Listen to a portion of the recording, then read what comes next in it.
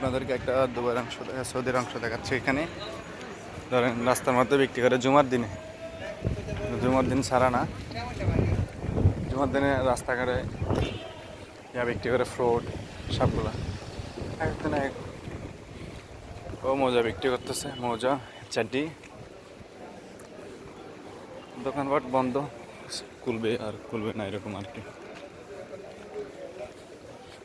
জুমার নামাজ পরে সবাই খেতে গেছে, কেউ দোকান খুলছে, কেউ খেতে গেছে এরকম।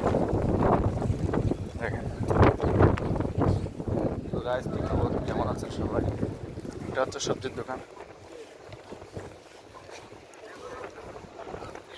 দেখেন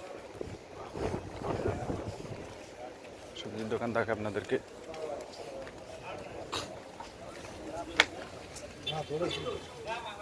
সবজির দোকান মাশাআল্লাহ অনেক সুন্দর।